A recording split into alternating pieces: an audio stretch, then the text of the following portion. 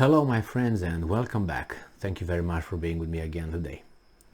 On numerous occasions I spoke about Russia and China, basically the next emerging club, planetary club, global club.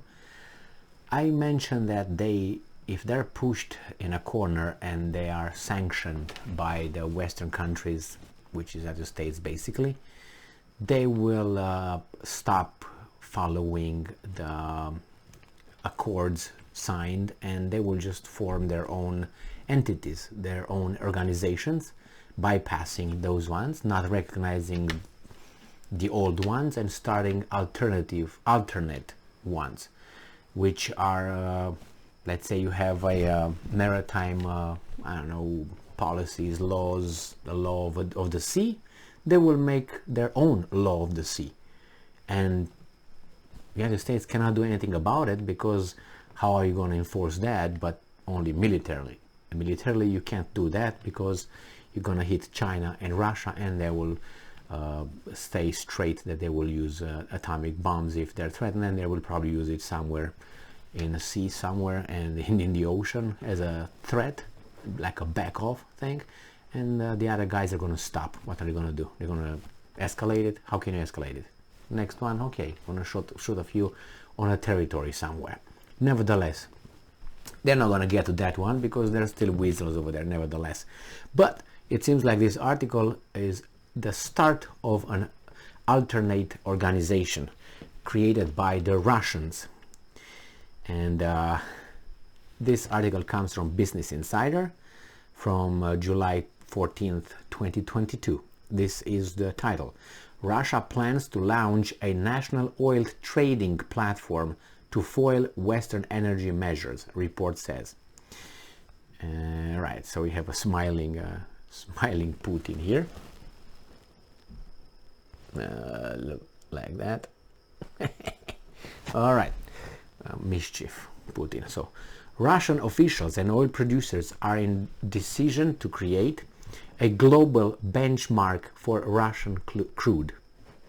The initiative being sped along by talk of a price cap on Russian oil, a source told Bloomberg. So they will bypass that. The country is seeking to sell oil without restrictions, hoping to evade Western sanctions. That was so logical. I don't know, it's so normal that would happen. I mean, it was not like a genius prediction. I thought it was just normal. This is going to happen. Think about you and the neighborhood. If you narrow it down to neighborhood, then you get this thing. You don't want to follow the rules anymore. If you think the rules are, you just secede, get out. Bye. What are you going to do? I have everything I need, and you guys need things from me, which is resources.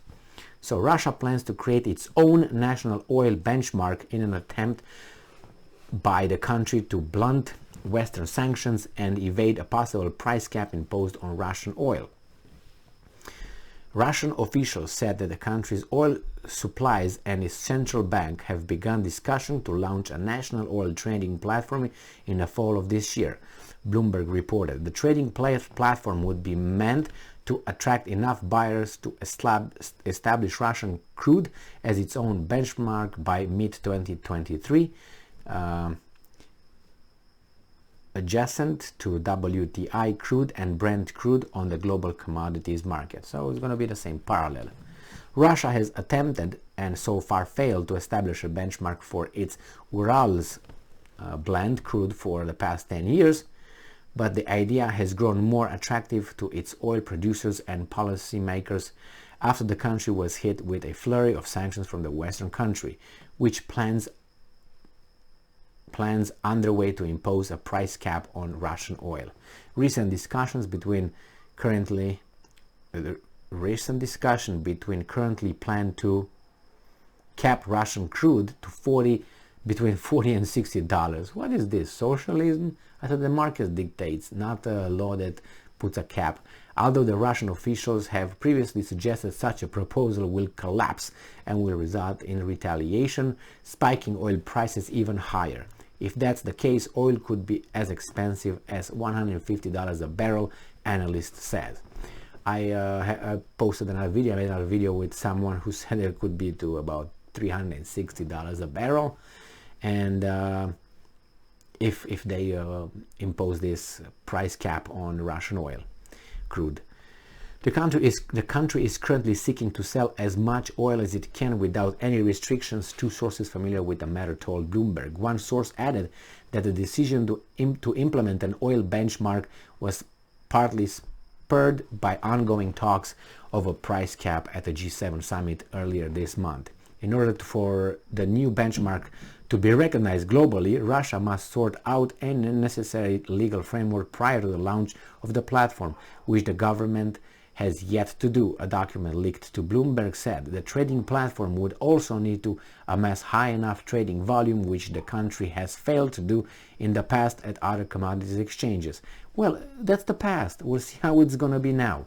But Russia's fuel economy has been hot, making it possible the country will reach that threshold.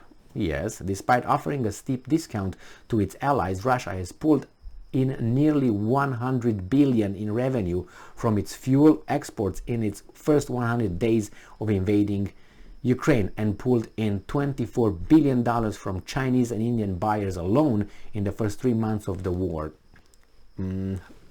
What do you think, my friends? What do you think? Was it logical? Was the normal course? I think so.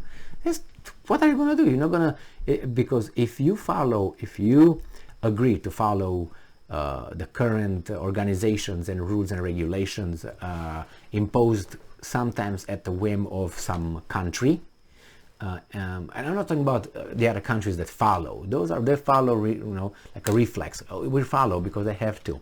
But the main guy is the United States of America, which is pushed forward. It's not it. It's not USA. It's guys behind USA. Bigger interests than USA. USA is there to be used right now because it still has an economy, still has the connections, still has the military. It's just used as a like a thug in a neighborhood. The biggest guy, the toughest guy, and he's used. Hey, go do this, and you get paid to this, and you receive this. This is what the United States. But unfortunately, there's not the only thug in the neighborhood. And I read a comment from a person who's watching my videos, and he was a little bit upset because I named other countries as thugs besides USA.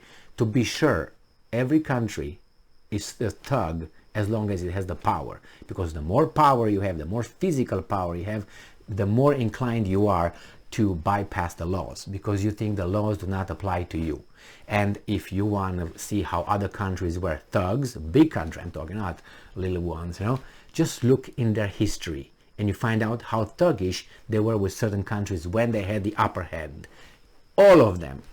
Okay, so that's just a little sidetrack of this. So yes, this thug is the biggest and is used. And there are some other thugs in the neighborhood that will challenge this thug, and that's happening right now.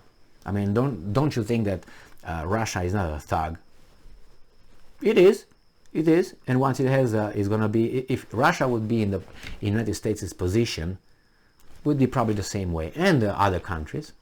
So, however you want to take it, is naive to think that the country is just superior and pure. There's no such a thing. They all have their own things. You want me to mention a few?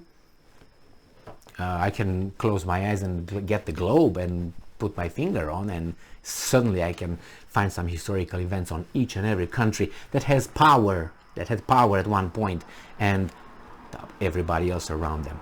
All right. So, nevertheless. This is what Russia will do, and they will form an alternative organizations, and they will not listen to the old ones because they're not subordinate to anybody. They are at that point. I'm a big enough guy. I don't have to listen to you, big enough guy. What are you going to do about it? Nothing. And besides, I have other big guys with me, so we're going to make our own club, and bye-bye. You'll see. You'll see. Thank you very much for being with me again today. Stay strong, stay smart, look for the truth, and be just.